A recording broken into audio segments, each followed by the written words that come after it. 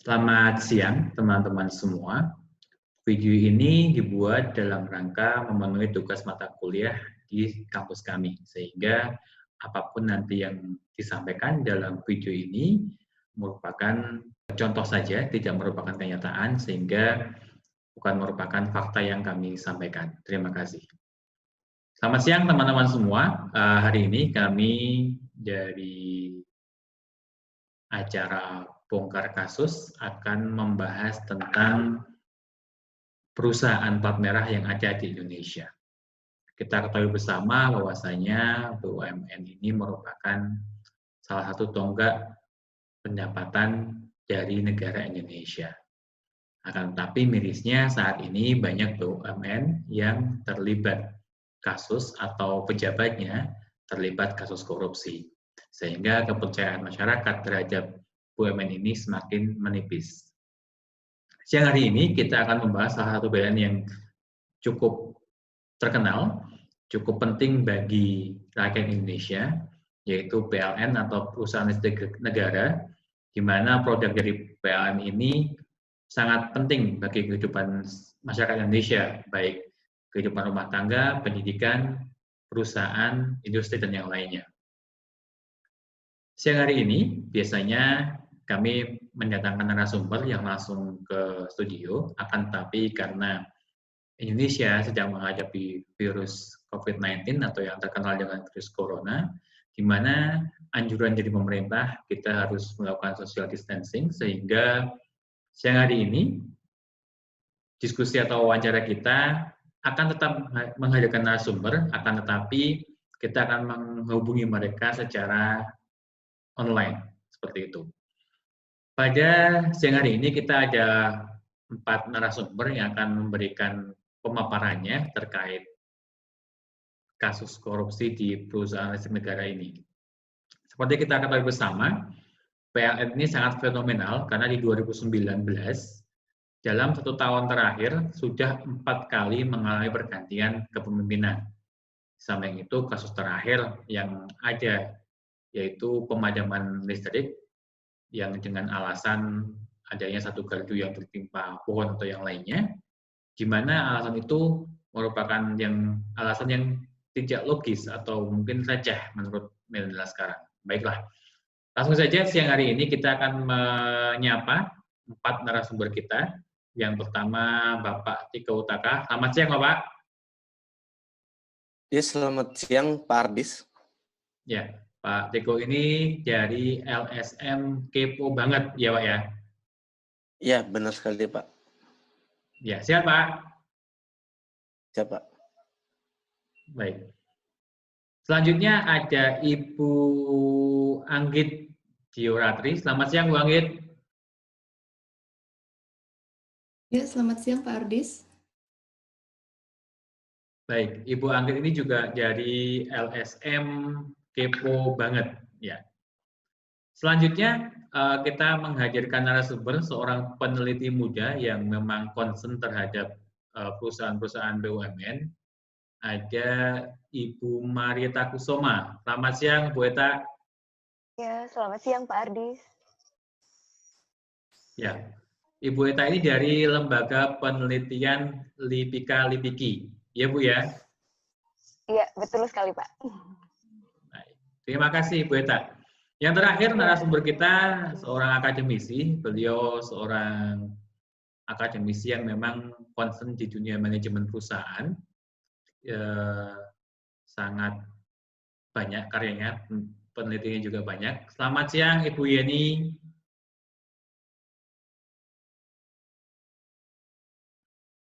Selamat siang, Pak Ardis. Baik. Ibu Suara Yeni saya jelas? Jelas, Ibu. Ya. Terima Bu Yeni kasih. ini dari Universitas Semesta Alam ya, Bu ya? Iya, betul Bapak. Baik, terima kasih sekali atas kehadirannya, Bu Yeni. Terima kasih, Pak Ardis. Baik, teman-teman langsung saja untuk pembahasan kita pada siang hari ini, kita akan mulai dengan pemaparan tentang apa sih sebenarnya PLN itu. Sebenarnya sudah berapa lama PLN itu berdiri, terus kira-kira bisnis apa sih yang selama ini dibutuhkan oleh PLN, mungkin banyak kaum yang belum tahu. Kami persilakan pertama kali kepada Bapak Tiko. Silakan Bapak pemaparannya, Pak. Terima kasih Pak Abis atas kesempatannya. Baik, saya akan menyampaikan sedikit informasi umum terkait perusahaan PLN yang ada di Indonesia. Untuk alamat dari PLN yaitu berada di Jalan Trunojoyo, Blok M, nomor 135, Kebayoran Baru, Jakarta, Indonesia. Nah, tanggal pendirian dari PLN ini yaitu pada 27 Oktober tahun 1945 dengan nama Jawatan Listrik dan Gas di lingkungan Kementerian Pekerjaan Umum dan Tenaga. Adapun visi dari PLN sendiri yaitu diakui sebagai perusahaan kelas dunia yang bertumbuh kembang, unggul dan terpercaya dengan bertumpu pada potensi insan. Dan kemudian ada misi dari PLN sendiri, itu ada 4. Yang pertama, menjalankan bisnis kelistrikan dan bidang lain yang terkait, berorientasi pada kepuasan pelanggan, anggota perusahaan, dan pemegang saham. Yang kedua, menjadikan tenaga listrik sebagai media untuk meningkatkan kualitas kehidupan masyarakat. Yang ketiga, mengupayakan agar tenaga listrik menjadi pendorong kegiatan ekonomi di Indonesia. Dan yang terakhir, menjalankan kegiatan usaha yang berwawasan lingkungan. Adapun deskripsi produk dan jasa yang dihasilkan oleh PLN yaitu produk berbentuk listrik prabayar dan pasca bayar. Listrik produk prabayar yaitu konsumen diharuskan untuk membayar atau membeli listrik token sesuai kebutuhannya. Dan yang kemudian listrik pasca bayar, konsumen menggunakan terlebih dahulu listrik selama waktu yang ditentukan, lalu tagihan akan muncul yang harus dibayar oleh konsumen. Adapun jasa-jasa yang diberikan oleh PLN yaitu berupa layanan penyediaan tenaga listrik, lalu ada jasa sertifikasi peralatan dan instalasi ketenagalistrikan, lalu ada jasa konsultasi ketenagalistrikan, lalu ada jasa pembangunan, pemeliharaan, dan pemasangan peralatan ketenagalistrikan. Kemudian ada jasa pengembangan ketenagalistrikan dan jasa-jasa lainnya di bidang ketenagalistrikan. Jasa-jasa yang disebutkan di atas dilaksanakan oleh PLN melalui 15 unit wilayah, 7 unit distribusi, 3 unit pembangkitan, 3 unit transmisi, 2 unit pembangkitan dan penyaluran, lalu ada 18 unit induk pembangunan, 2 unit pusat pengatur beban, dan 6 unit pusat jasa yang tersebar di seluruh wilayah Indonesia. Segmen pelanggan dari PLN ini meliputi berbagai lapisan kalangan masyarakat, yaitu mulai dari rumah tangga, industri, bisnis dan untuk perkantoran lainnya. Nah, untuk wilayah pemasaran PLN itu meliputi seluruh pulau yang ada di Indonesia, yaitu dari Sumatera, Jawa bagian Barat, Jawa bagian Tengah, Jawa Timur, Bali, dan Nusa Tenggara, lalu ada Kalimantan, Sulawesi, dan Maluku, serta Papua. Terima kasih atas kesempatannya Pak Abis. Saya kembalikan ke Pak Abis. Langsung saja, selanjutnya kita menuju ke Ibu Anggit. Silakan Ibu Anggit, mungkin bisa dipaparkan juga terkait kinerja dari PLN itu sendiri. Apakah memang benar-benar menghasilkan profit atau mungkin ada isu yang beredar apakah PLN itu merugi atau tidak. Silakan Ibu Anggit. Terima kasih. Baik, terima kasih Pak Ardis atas kesempatannya. Kali ini saya akan memaparkan mengenai brief kapasitas bisnis dari PT PLN Persero. Untuk line of business dari PT PLN dimulai dari generator atau pembangkit listrik. Kapasitas pembangkit listrik pada tahun 2018 mencapai 64,9 GW, sedangkan pada tahun 2019 meningkat sebesar 69,1 GW. Energi listrik yang dihasilkan dari pembangkit listrik untuk selanjutnya akan dialirkan ke jaringan transmisi. Adapun panjang jaringan transmisi pada tahun 2018 sebesar 53.000 kms, dengan total kapasitas dan jumlah gardu induk sebesar 131.000 MVA dan 1.962 unit. Untuk selanjutnya, energi listrik akan dialirkan ke jaringan distribusi. Adapun panjang jaringan distribusi pada tahun 2018 sebesar 953.000 kms, dengan total kapasitas dan jumlah gardu distribusi sebesar 56.000 MVA dan 482.000 unit. Sehingga daya tersambung pada tahun 2018 sebesar 130.000 MVA dengan jumlah pelanggan sebesar 71,9 juta pelanggan. Dari sisi keuangan, pada tahun 2018 jumlah pendapatan operasi mencapai 272 triliun rupiah atau meningkat 6,9% dari tahun sebelumnya. Adapun pendapatan operasi tersebut berasal dari pendapatan penjualan tenaga listrik, pendapatan biaya penyambungan, dan pendapatan operasi lainnya. Dari pendapatan penjualan tenaga listrik pada tahun 2018, PLN memperoleh 263 triliun rupiah atau meningkat 6,8% dari tahun sebelumnya. Jumlah biaya operasi sebesar 308 triliun rupiah, subsidi pemerintah sebesar 48 triliun rupiah, dan kompensasi sebesar 23 triliun rupiah. Dengan demikian, laba operasi setelah subsidi sebesar 35,98 triliun rupiah dan laba bersih sebesar 11,58 triliun rupiah pada tahun 2018. Untuk total aset pada tahun 2018, PLN memiliki total aset sebesar 1.492,49 triliun rupiah atau meningkat 11,8% dari tahun sebelumnya. Untuk demografi pegawai, pada tahun 2018, perusahaan PLN berjumlah 54.124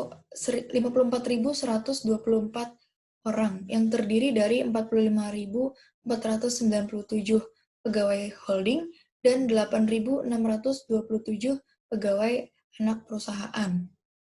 Perusahaan menerapkan prinsip kesetaraan gender sebagai bagian dari kebijakan non-diskriminasi. Komposisi pegawai laki-laki yang lebih banyak daripada pegawai perempuan semata-mata karena mayoritas bidang pekerjaan di perusahaan berlangsung di lapangan, yang membuat kebutuhan pegawai laki-laki menjadi lebih dominan. Untuk struktur organisasi, PT PLN dikepalai oleh seorang direktur utama yang saat ini dijabat oleh Zulkifli Zaini, dan untuk selanjutnya dibawahi oleh Direktur Perencanaan Korporat, Direktur Human Capital, Direktur Keuangan, Direktur Bisnis Regional, beserta jajaran direksi lainnya, seperti yang dapat dilihat pada tampilan layar.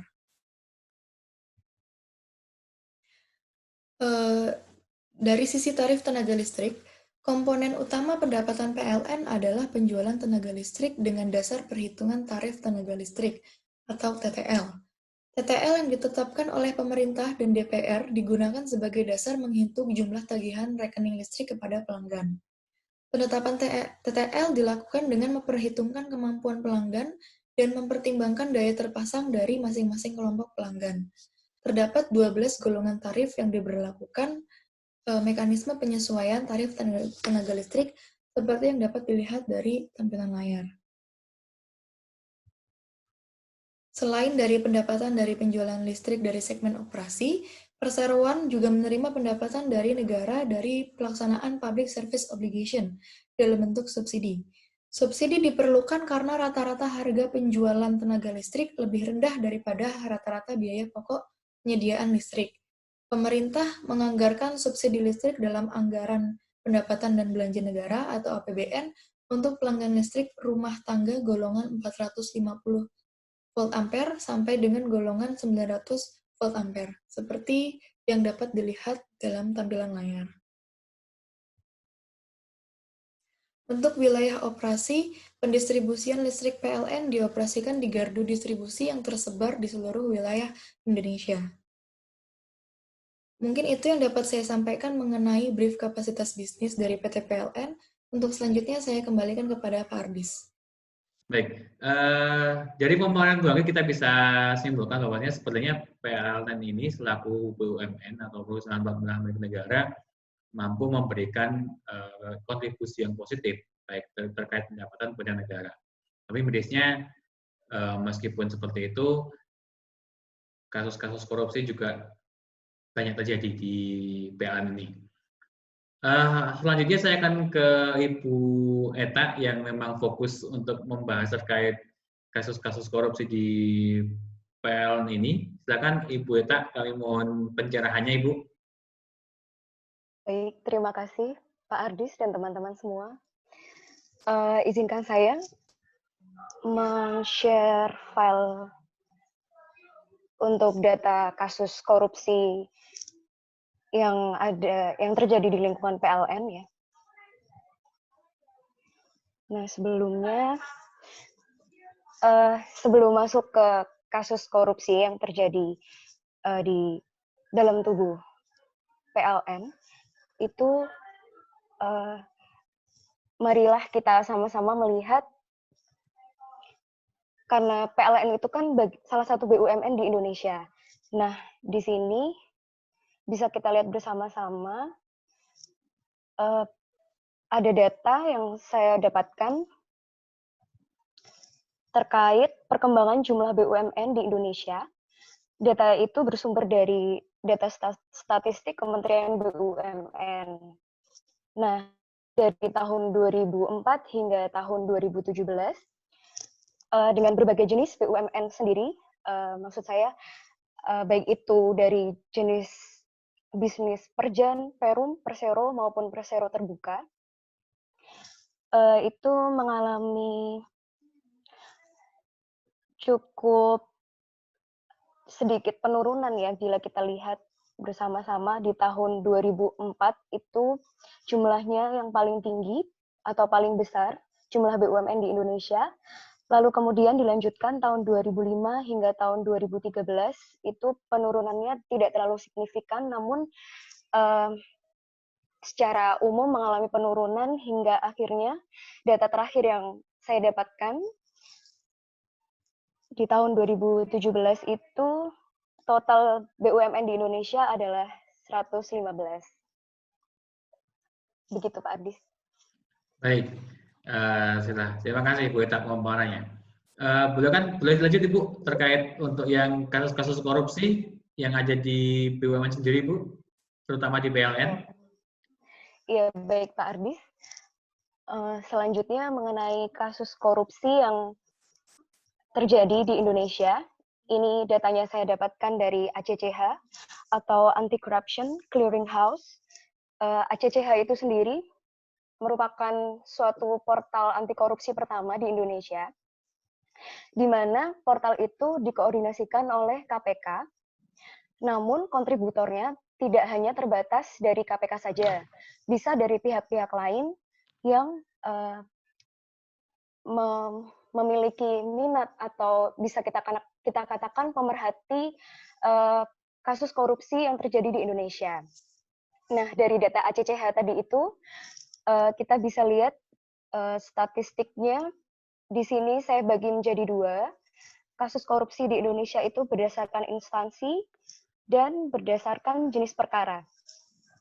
Nah, di sini kalau kita lihat dari kategori instansi, BUMN atau BUMD itu di baris ketiga, jumlahnya sebetulnya dari tahun 2004 hingga tahun 2018 itu jumlah kasus korupsinya itu sebenarnya tidak terlalu banyak, tidak sebanyak apabila kita bandingkan dengan yang terjadi di kementerian atau lembaga.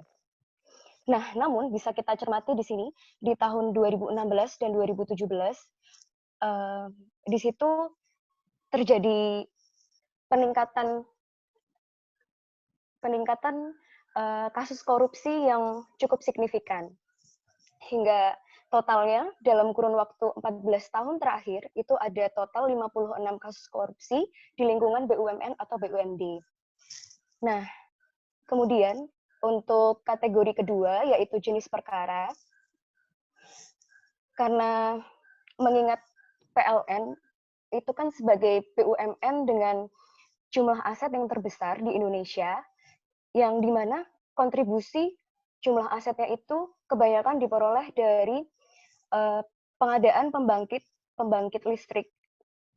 Nah, itu sayang sekali apabila kita lihat bukan suatu kabar yang baik, karena di sini untuk jenis perkara pengadaan barang atau jasa di Indonesia itu termasuk yang menduduki papan atas jumlah kasus korupsi di Indonesia, di mana dari tahun 2004 hingga tahun 2018 jumlahnya cukup signifikan jika dibandingkan, bisa dikatakan nomor 2 paling banyak setelah penyuapan. Hingga selama 14 tahun terakhir itu kita peroleh jumlah 188 kasus korupsi yang terkait dengan pengadaan barang atau jasa. Nah, mungkin karena itu juga, Pak, kami tertarik untuk melihat lebih dalam gimana sih kasus korupsi yang terjadi di tubuh PLN itu sendiri. Karena kebanyakan memang kasus korupsi yang terjadi di PLN itu terkait dengan pengadaan barang atau jasa. Nah, langsung lanjut aja ya Pak Ardis ya. Silakan Ibu Eta. Iya, baik. Nah, sekarang kita masuk, kita menyelami bersama-sama di sini contoh kasus korupsi yang terjadi di lingkungan PLN. Nah, untuk memudahkan ini saya mendapatkan suatu infografis dari salah satu portal berita di Indonesia terkait kasus-kasus korupsi yang menyeret jajaran direksi PLN. Di situ bisa kita lihat ada 6 ya. Ada 6 kasus korupsi. Nah, sebenarnya nanti ada satu lagi, namun kita lihat satu persatu dulu ya, sesuai dengan urutan infografis ini. Untuk kasus yang pertama, adalah kasus dari Direktur Utama PLN, yaitu Bapak Nur Pamuji, di mana kasusnya itu mengenai pengadaan PLTGU Tambak Lorok dan PLTGU Belawan. Nah, di sini kasusnya itu terjadi di tahun 2018. Untuk kasusnya mungkin nggak secara detail saya sampaikan, namun secara sekilas aja. Jadi intinya di kasus yang menyeret Pak Nur Pamuji ini, Pak Nur Pamuji mengadakan pertemuan dengan sengaja, yaitu mengatur PT TPPI sebagai pemenang lelang. Nah, di sini juga beliau memerintahkan panitia pengadaan untuk memenangkan Tuban Konsorsium sebagai pemasok BBM high speed diesel ke PLTGU yang tadi saya sebutkan untuk jangka waktu kontrak selama 4 tahun. Namun ternyata dalam perjalanannya baru berjalan 11 bulan, Tuban Konsorsium itu one prestasi atau tidak dapat memenuhi kontraknya. Nah, di sini memang bisa kita lihat sebetulnya Tuban Konsorsium itu sengaja dimenangkan. Karena memang kalau dari segi kualitas, Tuban Konsorsium itu sebenarnya tidak akan mampu untuk memenuhi kontrak itu. Makanya di sini bisa kita lihat baru 11 bulan berjalan, namun sudah one prestasi. Nah, karena kasus ini, PLN mengalami kerugian, sehingga harus membeli solar dari pihak lain dengan harga yang lebih mahal. Nah, kerugian negara akibat kasus ini adalah sebesar 188,75 miliar rupiah. Adapun untuk pihak eksternal atau counterpart dari kasus korupsi ini adalah Presiden Direktur PT Trans-Pasifik Petrochemical Indotama. Dalam hal ini namanya Bapak Honggo Wendratno. Nah, di sini saya ingin menambahkan satu lagi kasus korupsi yang melibatkan jajaran PLN. adalah kasus yang ketujuh yang nggak ada di infografis tadi, yaitu kasus korupsi PLN P3B, yaitu penyaluran dan pusat pengatur beban transmisi Jawa Bali. Nah,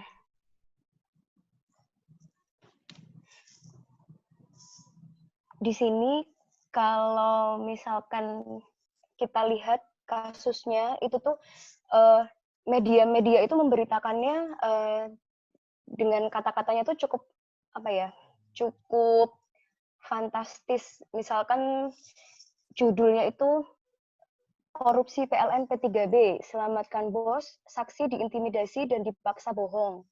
Terus ada lagi tuh di portal berita lain Bali Express, di mana kejadiannya ini kan di Bali ya, transmisi Jawa Bali, posisinya itu lokasinya di Bali. Itu makanya portal berita di Bali itu mengabarkan ada kasus PLN P3B, duitnya diambil bos, anak buah disuruh masuk penjara. Nah, di sini itu jadi kayak mungkin agak sedikit berbeda dari kasus-kasus korupsi yang sebelumnya sudah saya sebutkan tadi. Di sini itu pengadaannya itu fiktif. Jadi kalau yang tadi itu kan pengadaannya itu real. Yang ke-6 kasus yang sebelumnya tadi itu pengadaannya itu real, memang benar ada, namun tidak sesuai dengan ketentuan. Nah, sedangkan kasus yang terakhir ini bedanya adalah pengadaannya itu sebenarnya itu nggak ada gitu, nggak dilakukan. Tapi duitnya sudah keluar gitu ya, Beta ya? Iya, dibuat seolah-olah memang berjalan mekanisme pengadaan itu. Jadi di sini yang terlibat itu pihak PLN-nya itu cukup banyak juga ya. Seperti yang sebelumnya tadi mirip yang di PLTGU Belawan tadi itu, yang mulai dari pegawai hingga GM-nya itu terlibat untuk kasus yang ini, yang di Bali ini, PLN P3B ini, yang terlibat itu ada manajer PLN UPT Bali, kemudian manajer ULTG Bali Selatan. ULTG itu Unit Layanan Transmisi dan Gardu Induk Bali Selatan, kemudian manajer ULTG Bali Utara, dan yang terakhir yang terlibat itu manajer PDKB, pekerjaan dalam keadaan bertegangan. Nah, di sini nilai pengadaan fiktifnya itu adalah sebesar 779,41 juta. Jadi agak unik kasusnya ini karena apa? Sebetulnya pengadaannya itu nggak ada, namun dibuatkan semacam invoice atau tagihan ke koperasi karyawan kawan sejati PLN, koperasi pegawainya sendiri itu.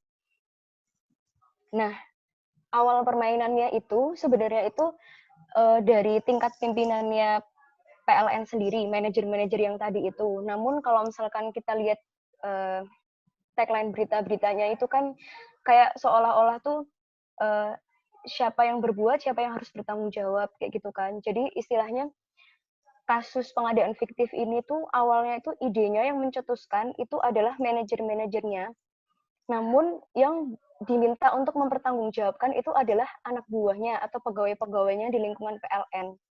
Nah, di sini kita bisa lihat mereka dipaksa untuk berbohong, kayak gitu kan, untuk melindungi bos-bosnya agar istilahnya mereka diminta untuk berbohong, mengakui kalau yang melaksanakan pengadaan fiktif itu mereka, padahal sebetulnya itu otak dibalik itu semua adalah manajer-manajernya gitu. Udah korupsi masih nggak fair ya, Mas Ardis dan teman-teman. Udah korupsi yang bisa Gemes orang gitu lain. rasanya. Iya, terus mana orangnya itu anak buahnya sendiri, di mana anak buah itu kan harusnya dilindungi, tapi di sini malah istilahnya kalau bahasa Jawa itu dipakake gitu ya. Nah, jadi kalau boleh menyinggung sedikit kasusnya itu, kan setelah tadi ada invoice yang ditujukan ke koperasi karyawan tadi itu, terus kemudian dibuatkan kontrak yang ditunjuk langsung ke vendor koperasi PLN. Nah, itu tadi. Makanya habis ada tagihan, terus dibuat kontraknya. Ternyata Mas Ardis dan teman-teman, kasus pengadaan fiktif ini tidak hanya terjadi di PLN lingkup wilayah Bali itu aja, tapi pada kenyataannya ada sumber berita lain itu yang menyatakan bahwa model pengadaan fiktif ini tuh semacam banyak yang melakukannya gitu di tempat-tempat lain. Misalkan di sini ada sumber yang menyatakan tidak hanya di Bali, namun juga Surabaya dan juga Jakarta. Surabaya itu untuk kantor apa ya istilahnya kantor induknya, dan Jakarta itu untuk kantor pusatnya gitu. Jadi di sini itu anak buahnya itu dipaksa untuk berbohong, karena kalau misalkan mereka itu tidak mau berbohong untuk melindungi manajernya tadi itu yang beride buruk tadi itu, mereka itu diancam akan dikenakan sanksi atau diancam mutasi. Mutasi itu kayak suatu kata yang menggelitik ya, Mas Ardis. Iya, Mbak Eta. Mutasinya entah, biasanya sih kalau ancaman itu pasti mutasinya ke tempat yang lebih buruk ya, maksudnya nggak sesuai keinginan kita gitu. Sama kalau enggak dikenakan sanksi di dalam PLN-nya itu sendiri. Jadi di sini tuh mungkin bisa kita lihat secara sistemik manajer-manajernya itu tuh memang sudah menyepakati untuk melakukan pengadaan fiktif ini gitu. Jadi apa ya? Karena sistemik mungkin pegawai itu tidak memiliki pilihan lain gitu. Karena diancam juga gitu kan. Nah, jadi intinya kantor induk Surabaya itu juga selain yang Bali tadi itu juga memberikan sanksi jika jika pegawainya itu tidak ikut mau berbohong gitu. Jadi kalau di sini kan yang kita tampilkan hanya yang dari Bali aja ya, kasus yang terjadi di Bali. Tapi kenyataannya itu nggak cuma di Bali aja, tapi praktik kayak gini itu ada di Surabaya juga dan juga di kantor pusat di Jakarta. Nah mungkin agak sedikit beda lagi ya untuk kasus pengadaan fiktif ini dibanding yang kasus-kasus sebelumnya tadi sudah kita bahas bersama. Itu kalau untuk pengadaan fiktif ini karena berjamaahnya itu intern pimpinan PLN, manajer-manajer tadi, jadi di sini nggak ada counterpart atau tidak melibatkan pihak luar gitu. Murni pure inisiatif dan eksekusi dari intern PLN itu sendiri gitu. Makanya di sini kita tidak bisa menyebutkan pihak ketiganya siapa lagi yang terlibat gitu. Mungkin demikian dari saya, Mas Ardis, yang bisa saya sampaikan mengenai kasus-kasus korupsi di dalam tubuh PLN. Berikutnya saya kembalikan kepada Mas Ardis. Terima kasih Bu Eta pemaparannya, luar biasa sekali ya ternyata PLN yang notabene merupakan perusahaan besar dengan aset besar, dengan pendapatan yang besar pun ternyata di kasusnya masih banyak juga di dalamnya pejabat-pejabat yang melakukan korupsi untuk kepentingan pribadi dan keuntungan pribadi juga. Baik. Selanjutnya saya lanjutkan ke narasumber kita, Ibu Yeni. Ibu Yeni masih terhubung, Bu Yeni? Ya, masih Pak Ardis. Baik. Bu Yeni, terkait dengan kasus PLN tadi yang dibawakan oleh Bu Eta, terkait baik itu korupsinya secara pejabat-pejabatnya ataupun secara struktural, mohon bisa dijelaskan Bu Yeni, sebenarnya yang termasuk dalam kategori korupsi itu apa sih seperti itu, dan kenapa korupsi itu bisa terjadi di perusahaan, Bu Yeni? Mohon pemaparannya, Bu Yeni, silakan. Baik, terima kasih Pak Ardis. Saya akan coba membahas korupsi dengan beberapa konteks. Yang pertama dari konteks hukum. Saya pakai Undang-Undang Pasal 2 dan 3, nomor 20 tahun 2001 tentang pemberantasan korupsi. Di situ disebutkan bahwa perbuatan korupsi itu adalah perbuatan memperkaya diri sendiri atau orang lain, atau suatu korporasi yang dapat merugikan keuangan negara atau perekonomian negara. Kemudian di pasal 3 lebih lengkap lagi disebutkan bahwa korupsi itu adalah tindakan menguntungkan diri sendiri atau orang lain atau suatu korporasi dengan menyalahgunakan kewenangan, kesempatan atau sarana yang ada padanya karena jabatan atau kedudukan yang dapat merugikan keuangan negara atau perekonomian negara. Jadi kalau sebenarnya ada banyak sekali definisi dan bentuk daripada tindakan korupsi. Tetapi ada sekitar 30 kalau ada di dalam undang-undang tersebut. Tetapi untuk singkatnya sebenarnya itu terkelompokkan dalam 7 kategori. Yang pertama adalah kerugian atau kerugian keuangan negara. Kemudian praktek suap menyuap. Jadi suap menyuap memberikan itu kalau dalam konteks undang-undang ini itu termasuk dalam korupsi. Kemudian proses penggelapan dalam jabatan, pemerasan, perbuatan curang, benturan kepentingan dalam pengadaan, dan gratifikasi. Itu dari segi konteks hukum. Kalau dari segi bisnis atau ekonomi, definisi korupsi itu menjadi lebih luas. Misalnya, Missangi, Weaver, dan Elms itu mendefinisikan korupsi sebagai penyalahgunaan jabatan atau posisi atau kekuasaan untuk keuntungan personal dan atau grup.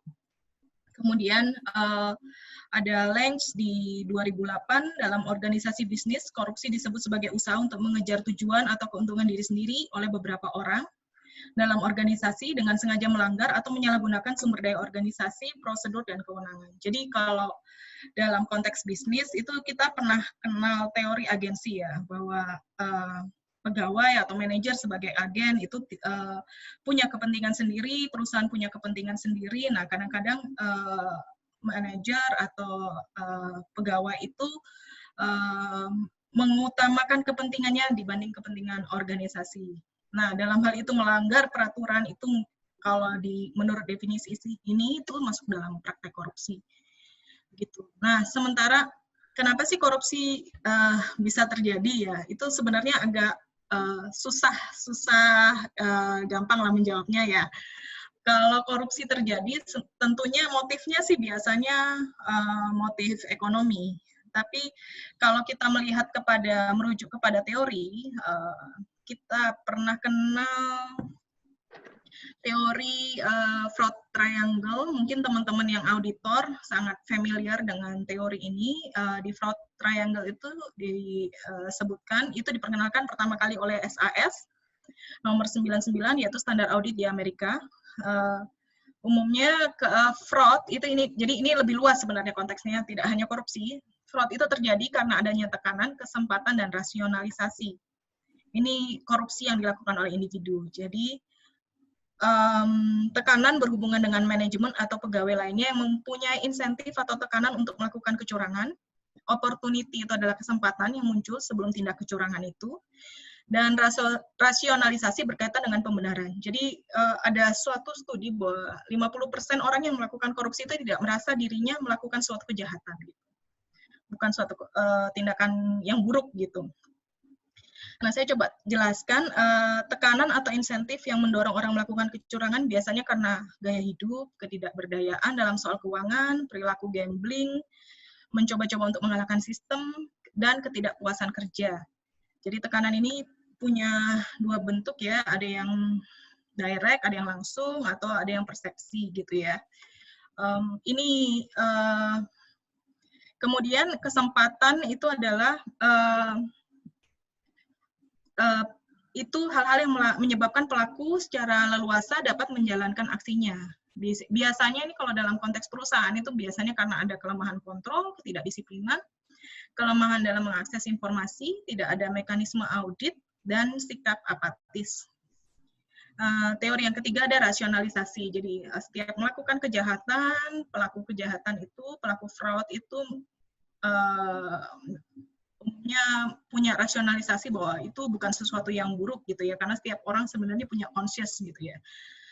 Mereka kadang-kadang bilang ya udah kalau nilep misalnya paling mudah lah, misalnya nilep kas perusahaan ya cuma bilang ya saya cuma pinjam gitu, nanti juga saya gajian saya kembalikan, atau mungkin bilang bahwa semua orang melakukan hal yang sama, atau bilang bahwa ini tidak menyakiti siapapun gitu kan.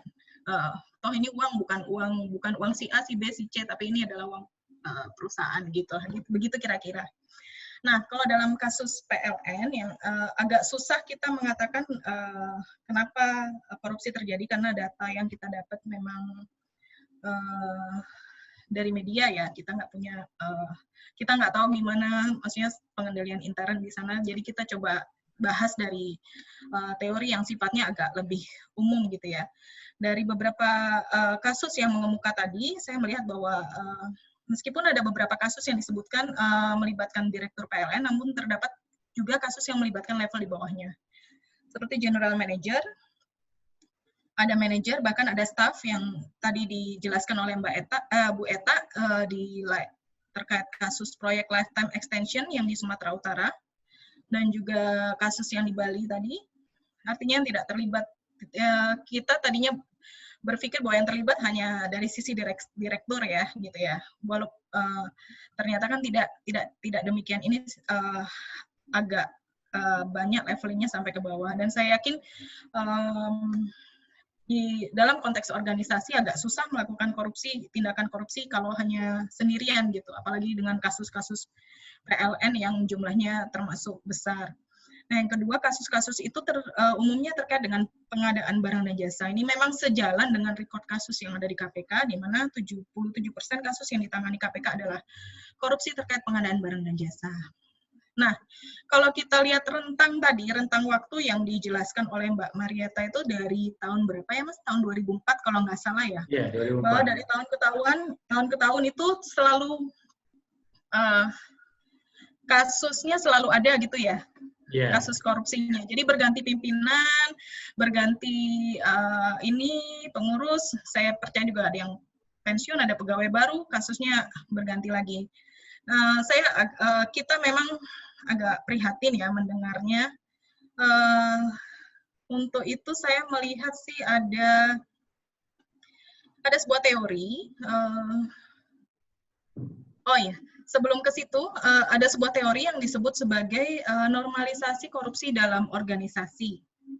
Namun sebelum ke sana, saya coba bahas dulu dari sisi bisnis etik ya. Jadi sebenarnya kan masing-masing perusahaan itu sudah punya kode etik ya. Kenapa sih ini bisa terjadi gitu ya? Sementara sudah punya kode etik sendiri gitu ya. Sebenarnya apa sih yang menyebabkan yang mempengaruhi sebuah individu mengambil pilihan untuk melakukan sesuatu yang etis atau tidak etis? Nah, kalau dari sisi teori ada 3 hal yang mempengaruhi etika bisnis. Yang pertama ada standar individu. Jadi sebenarnya etika dan value yang ada di dalam masing-masing individual dalam organisasi itu kan berbeda-beda ya. Kita datang dari budaya dan latar belakang yang berbeda-beda. Kemudian ada managers and co-workers influence, jadi ada pengaruh dari lingkungan sekitar. Yang ketiga adalah opportunity. Ini maksudnya adalah quotes and compliance requirement. Jadi sebenarnya kalau requirement itu sebenarnya Mas, kalau persepsi saya pribadi, teman-teman sekalian, requirement itu di setiap organisasi ada, tapi yang lebih penting dari itu apakah requirement itu betul-betul diterapkan di setiap organisasi. Apakah itu mendasari dalam setiap pengambilan keputusan dalam organisasi. Dengan kata lain, apakah requirement itu, code of conduct dan compliance itu menginternalisasi di dalam organisasi.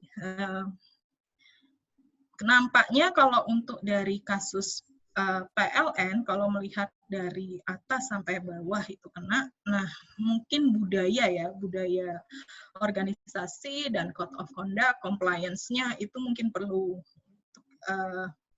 diperkuat gitu.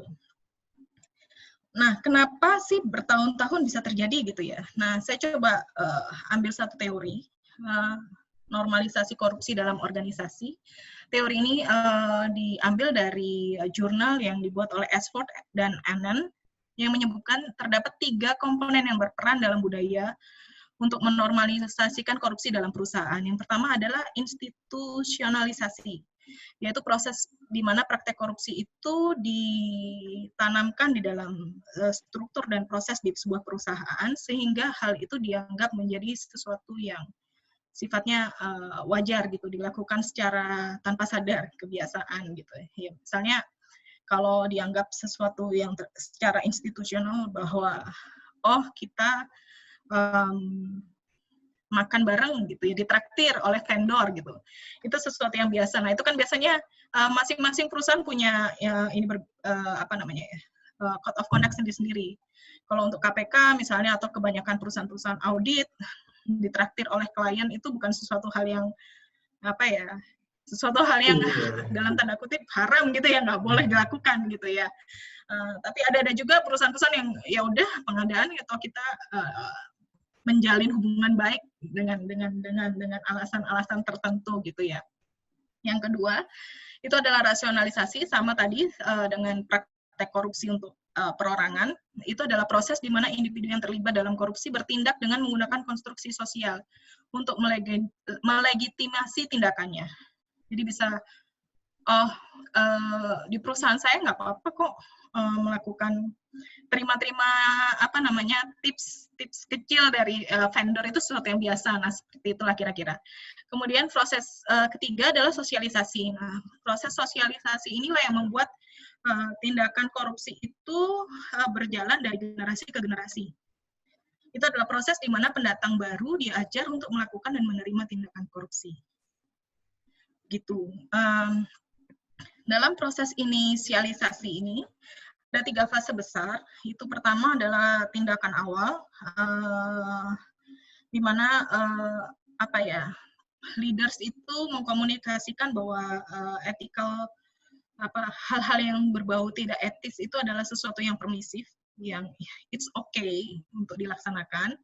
Kemudian proses kedua adalah embedded korupsi di dalam struktur dan proses. Jadi kalau di papernya ini dibilang bahwa itu menjadi organizational memory gitu. Jadi ada praktek-praktek korupsi yang tidak ketahuan, yang berhasil dilakukan di masa lalu. Nah, itu embedded dalam memori perusahaan dari generasi ke generasi. Jadi bahwa melihat, oh bisa kok melakukan dengan cara ini gitu ya, dengan modus ini itu tidak ketahuan gitu. Nah, ketika hal yang 1 dan 2 ini fasenya sudah berjalan bertahun-tahun, itu menjadi sebuah proses yang rutin gitu. Jadi korupsi itu jadi sesuatu yang normatif ya. Semua orang akan beradaptasi dengan praktek tersebut. Nah, kemudian kalau proses socializing, nah memang kalau saya baca literatur ini bahwa peran leaders itu sangat sentral ya, karena leaders itu punya kekuasaan, kemampuan untuk mengatur kebijakan. Kalau tadi di konteks yang dikatakan Ibu Marietta tadi, bahwa sampai ada di PLN Bali ya, kalau nggak salah ya, yang anak buahnya sampai pasang badan untuk bos-bosnya supaya jangan sampai bos-bosnya ketahuan. Nah, itu berarti kan proses internalisasi, proses kepada pegawai-pegawai yang baru itu berhasil sampai mengakar kuat gitu loh. Sehingga dia mau untuk melindungi leaders-nya. Nah, kalau di teori ini, leaders yang punya persona yang kuat itu disebut sebagai social cocoon. Jadi biasanya dia sangat karismatik banget, orangnya sangat mudah untuk mempengaruhi orang lain gitu. Sehingga proses socializing dari mulai proses kooptasi di mana pendatang baru diberikan reward untuk diberikan seperti penjelasan gitu untuk menyesuaikan attitudes gitu. Jadi kan biasanya kalau rekrutmen itu kan bisa 2 ya, bisa dari fresh graduate misalnya atau yang sudah bekerja di instansi lain. Nah, ini sudah punya nilai-nilai sendiri yang sudah ditanamkan dari proses sebelumnya. Di proses kooptasi ini leaders itu biasanya memberikan penjelasan gitu bahwa di organisasi ini misalnya tidak masalah kok untuk melakukan sesuatu yang sedikit tidak etis. Nah, ini misalnya kooptasi ini contohnya begini, mudahnya itu misalnya dalam kasus pada waktu aset manajemen besar yang di krisis 2012 ya, yang subprime mortgage itu. Nah, itu misalnya diberikan penjelasan, jadi ada produk baru, produk ini sebenarnya produk risiko tinggi, para dealer diminta untuk menjual ke nasabah masing-masing gitu ya, tanpa menjelaskan risikonya secara lengkap, dengan ditawarkan begini, pada saat proses kooptasi itu ada reward, jadi nanti kalau kamu melakukan ini akan ada akan ada bonus yang besar gitu. Dan semua orang menjual itu.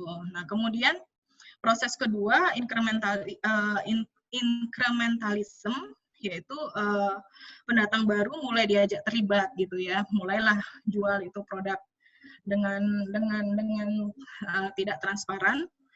Pada akhirnya akan kompromis. Jadi semua orang, semua individu baru di dalam organisasi itu akan melakukan hal itu, karena hal itu adalah hal yang standar, hal yang normal dilakukan di perusahaan aset manajemen tersebut. Begitu kira-kira Mas Hardis. Baik, terima kasih Bu Yeni atas pemaparannya. Ini sudah jelas sekali bahwasanya kenapa kasus korupsi itu terjadi di PLN, karena mungkin secara culture hal itu sudah biasa, karena dengan banyaknya kasus korupsi yang ada di PLN, maka orang menganggap biasa ketika korupsi itu terjadi di PLN sendiri.